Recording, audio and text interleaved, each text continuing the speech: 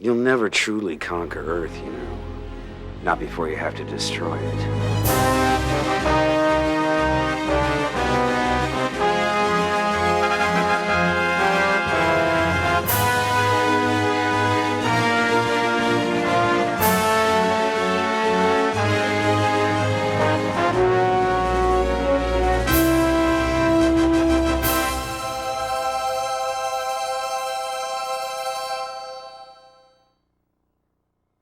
Persons and 7 grips.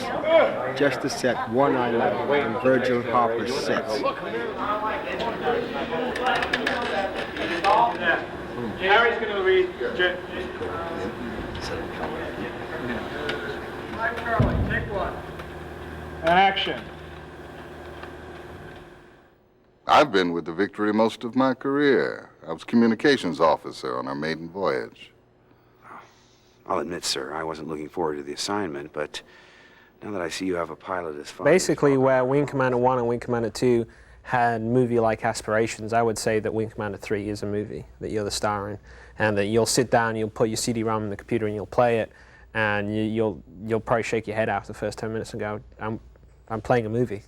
Everyone talks about interactive movies and multimedia and all the rest of this stuff, and I think that no one's really sort of done anything that kind of defines it or makes a statement. And what Wing Commander 3 is really trying to be in is when someone says, what's an interactive movie? I can just hand them the CDs and say, hey, check this out, this is an interactive movie.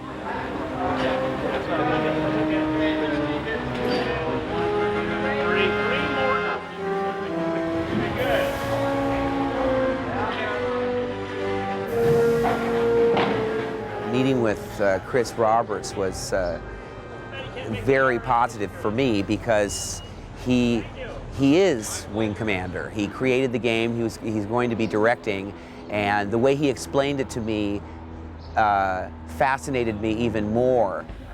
It's exciting feeling like you're on the ground level of something that is new, and to me it suggests so many different possibilities. So impressed with the people that are performing in this, from Malcolm McDowell to John Rhys Davies, and Tom Wilson, certainly one of the most instinctively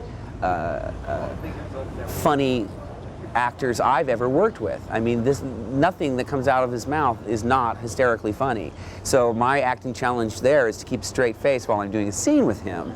Well, one way or another, we'll find out what Flash is made of. I guarantee you that.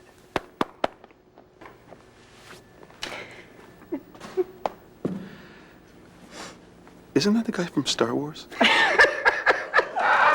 30 Apple, take one. How long was he behind me? For a long time. Thanks for telling me. Oh, you're welcome. Guess what I'm wearing under this? I don't even want to know. Come on, guess. No.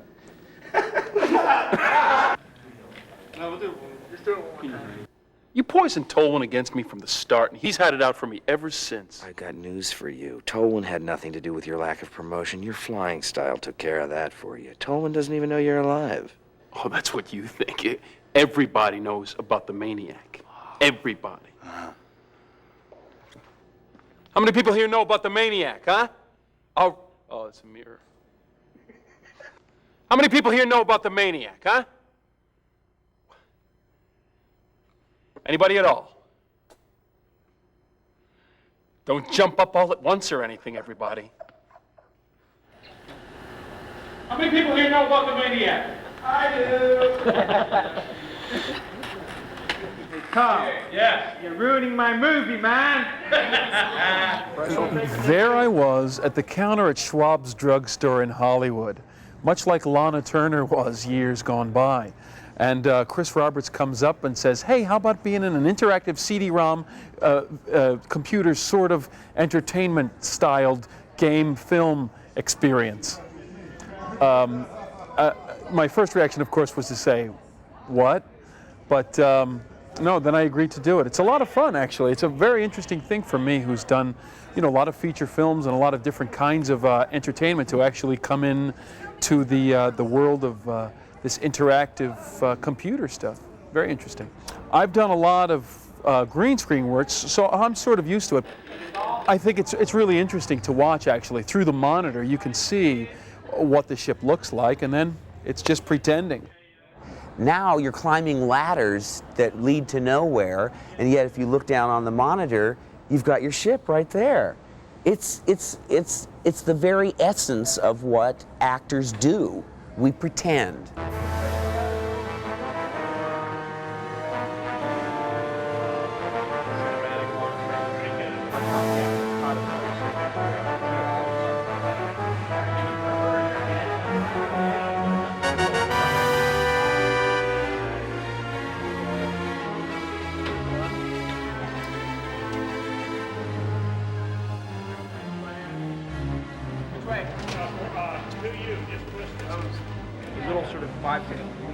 It's amazing to see the final result and to be able to see it so quickly as well. You know, I'm imagining myself out there with just a green screen, and then I go in and look at the footage, and everything is there, and it's just unbelievable. I was very attracted to the character. I loved Rachel. She's spunky, she's feisty, she's a mechanic. I wasn't quite sure what to expect, and it's been a pleasant surprise. I think any reservations I had were about shooting a scene with several different endings, and depending on how you play the game, who dies, how I feel about all of these different people at different times it was a little frightening, a little challenging. I think that it's challenging as far as the way scenes are shot. Normally on a shoot, you have a couple of actors, and the scenes are done back and forth. You work on one scene. Banker, take one. This is shot primarily from one angle, and all of the different scenes consecutively, and then you turn around and shoot the other way. So at times, I've been a little confused as to which scene I'm shooting. Are we going to expand upon that moment? Are we going to kick in the afterburners here? Oh, I must be out of my mind. I grew up with nothing but violets. Deep down, you're all creeps.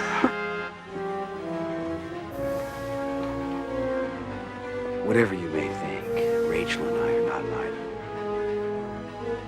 item. So where's that leave us?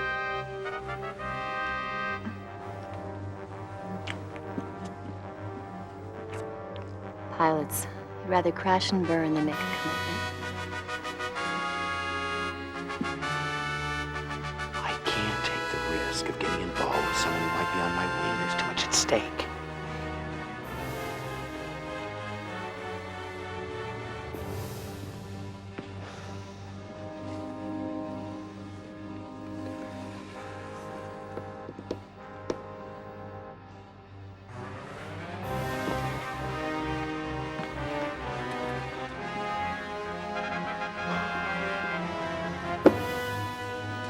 .153, Frank, take 3.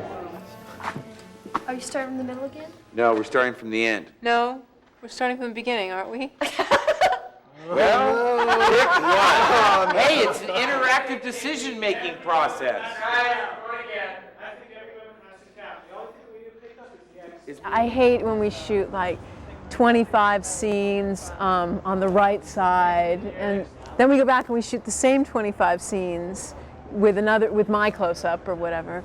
I mean, that's really difficult because generally you learn to sort of get into one idea and then you film all that and then you're done and then you go on to the next thing. But you might have a love scene, a scene where you kill someone, a scene where you're angry, a scene where you're happy, all in like very rapid succession. So it's super challenging. It's like mind-boggling. All our shields are down. We can't stop them. They're not taking my ship. Sir, what are you doing? Sir, we're heading right into their fleet. What are you doing? We'll take as many of them with us as we can. Make your peace. All Mr. forms of Collins. acting are basically the same, but they all have a different approach. And the approach that you have here is that you have to be more flexible because you're going to play two different things. So you can't be as staunch one way and then not be able to recover from that and have to do the same thing on the same day. If you were doing it a different day, it's another story. But one moment when you're playing one thing this way and then you come back and you play it another way, you just have to be very flexible and you have to do your homework. So they're not all like that now.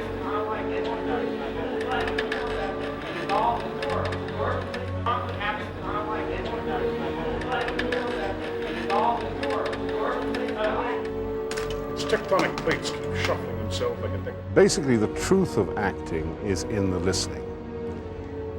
And when you have one set of possibilities, what the listening does is produce a response that is different each time.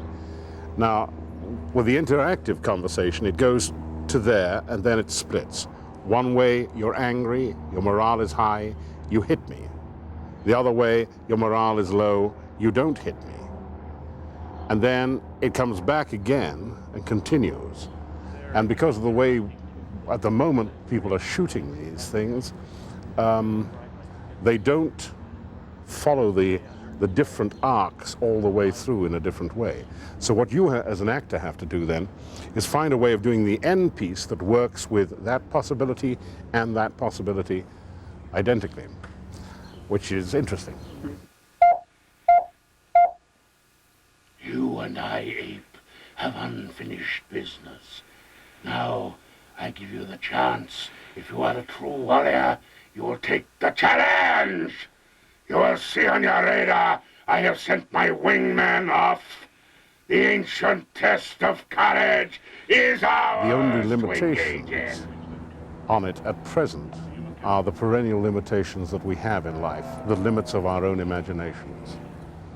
One of the things that Chris has done for me is to open up a set of different possibilities.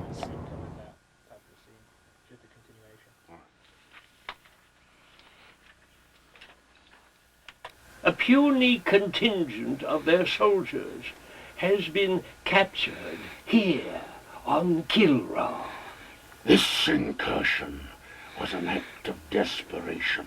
The hairless apes now flail about knowing that they are beaten. They have failed their race utterly.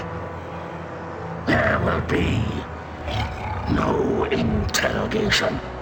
Do what you will with them. It's basically when we were going to do the Karathi, obviously they're huge, fierce, cat-like alien creatures, and so it's not going to be very easy to portray simply. So we went out to a big Hollywood special effects house who had a lot of experience doing this, and asked them to build us the Karathi with fully animatronic heads, which they have like all these remote control servos that control the mouth and the eyes, and then we had a computer system called Show Control that remembered the puppeteer programs in all the mouth movements and fine-tunes it, and then it remembers it all, and then it can just play it back on cue every single take.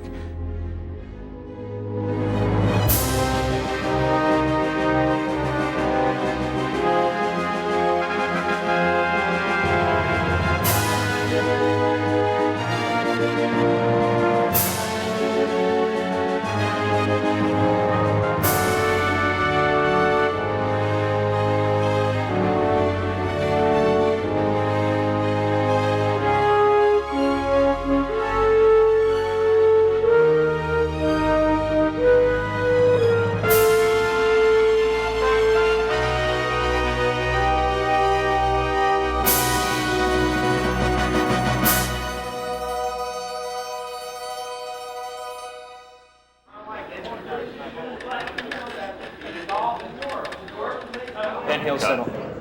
Okay, fine. So I'll do it off screen. I was intrigued indeed by the whole idea of doing this computer game, and I have a feeling that this is the way the movie business is going to go in the future. This may save the movie business, per se.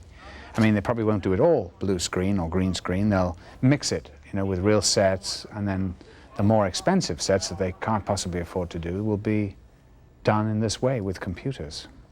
You just have your own little imagination going, that you're in the middle of this incredible starship, and out the window is another galaxy.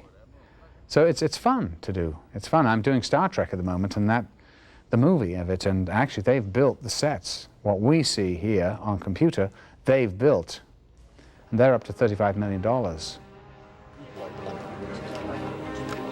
When I direct a project, You know, I come up with the original concept and design, then I work with a lot of other bright, talented, creative people to sort of fulfill that sort of vision that I have for the project. And you know, so I'll work with programmers and artists and musicians, and so we'll sort of break the project down into its parts, and I'll say, look, here you're going to you know, go off and write the artificial intelligence for the bad guys. Here's my idea of what it should be like. And then usually the programmer will come back and say, here's the artificial intelligence, and you know, if things work out well, he's gone and done something that's, you know, 5 times better than I thought it was going to be, and 5 times better than I was expected it to be. And I go, wow, that's really great. The combination of the graphics in the spaceflight and the graphics with the silicon graphics that we did with the interiors of the ship and with the live action and everything else will actually give you a really complete experience. There's no place in the game really where you feel like you're not actually there, like you're not actually on board the Victory and actually flying these missions.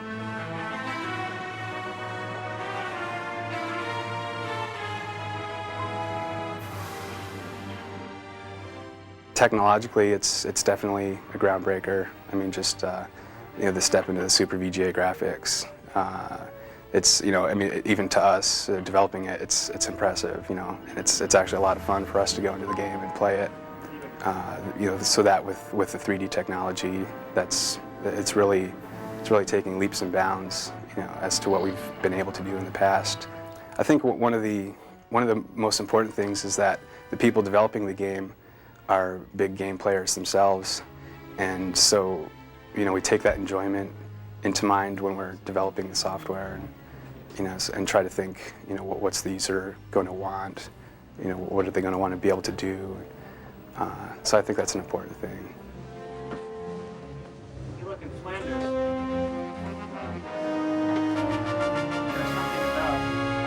Something about when 2 drones are flying in this front. The main project we're working on is AI. I've done all the artificial intelligence for all space objects, basically. The turrets, rear turrets, all fighter ships. Just making sure we get a good balance between strong AI and playability. I mean, my initial reaction was to try and do really good AI where you just couldn't hit it, and it quickly turned out that that wasn't much fun. It was difficult to try and get accurate AI and not look like it was computer-controlled AI. We tried very much to get some sort of personality in there. Right now, there's about 8 different personalities that we based AI on. We try to make it feel like you're playing against people, and more so than actually computer-controlled AI.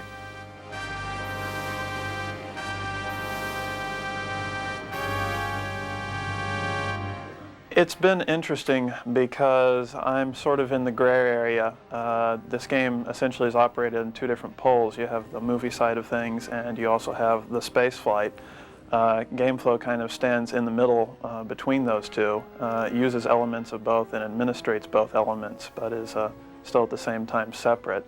And it's been interesting trying to design a single unified system to control all of that at the same time. I think Wing 3 is the ultimate extension of what we have been doing up to this point, having a spaceflight simulator with an interactive plot. I think it's just at the beginning of what is possible with interactive movies.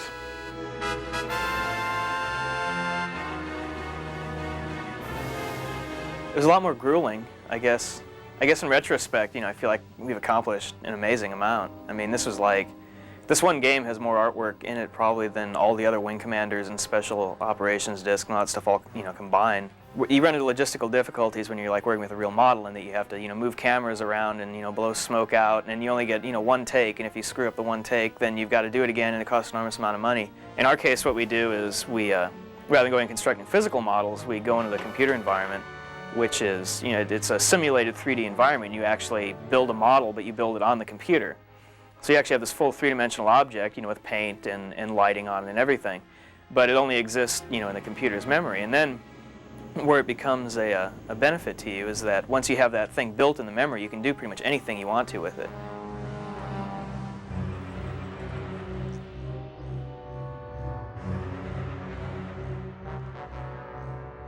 Yeah, it's the biggest game in the industry ever so far, but it's, you know, it's always great at Origin to be able to work on the biggest games, you know, and that's exactly what this is right now. It really is like you're watching a piece of video from a movie.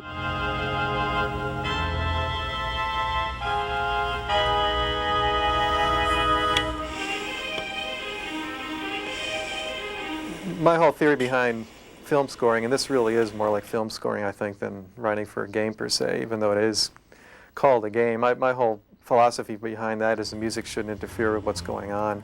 And in terms of what I want the player to feel, whatever that person is feeling, you know, at whatever point of the game is perfectly logical, and I just want the music to sort of highlight that. What the heck is this?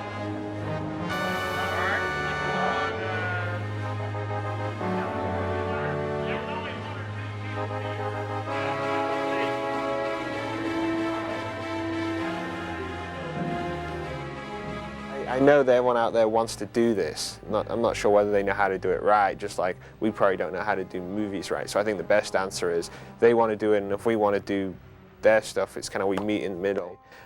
So, you know, I think it's best if both parties share each other's knowledge, and I think then you'll get some, you know, truly awesome products.